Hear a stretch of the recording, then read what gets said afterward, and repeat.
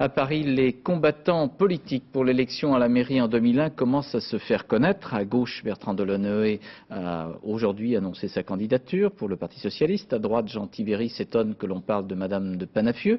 Mais il y a aussi Philippe Séguin et Jacques Lang qui, bien que distants, ne sont pas très loin. Reportage Arnaud Boutet, Laurent Hakim et Marie-Pierre Cassignard. Parce qu'à la fin, il n'en restera qu'un. Les prétendants à la mairie de Paris peaufinent leur stratégie. Aujourd'hui, Bertrand Delanoë part officiellement à la conquête du trône. Il compte bien remporter l'investiture PS prévue fin mars et prendre une longueur d'avance sur Jacques Lang, son éventuel rival.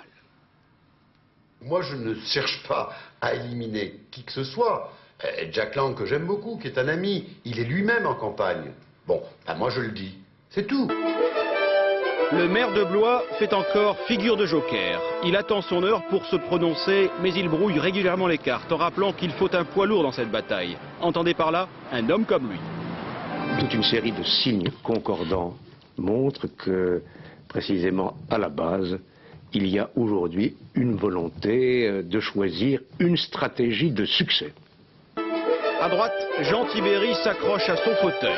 Au plus bas dans les sondages, le maire de Paris répète que ce n'est pas au RPR de choisir le candidat. Il veut être jugé sur son bilan. Ce que j'accepte, c'est une chose simple, c'est qu'on consulte tous les adhérents du mouvement RPR à Paris. Ça, c'est la démocratie, ça je l'accepte, non seulement je l'accepte, mais je le souhaite ardemment. Au RPR, beaucoup voient cette femme reine de la capitale. Françoise de Panafieux, députée de Paris, veut tirer un trait sur les années Tibéri. Elle attend le feu vert de son parti pour croiser le fer avec les socialistes. J'ai une passion pour Paris.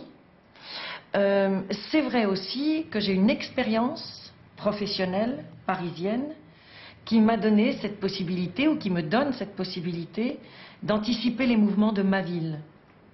Ici, je suis vraiment chez moi. Et puis, il y a celui qui reste caché. Mais lorsque Philippe Séguin s'exprime, c'est pour dire qu'il est prêt à apporter sa contribution. Et ses amis comptent sur lui pour gagner Paris. Nous allons choisir celui qui a le plus de chances de gagner ce combat, qui n'est pas seulement un combat pour Paris, mais qui est aussi un combat emblématique pour l'opposition et pour la préparation des élections présidentielles. Les prochaines bagarres se dérouleront donc à l'intérieur des partis. Quand les bonnes cartes auront été tirées, alors la bataille des municipales pourra commencer.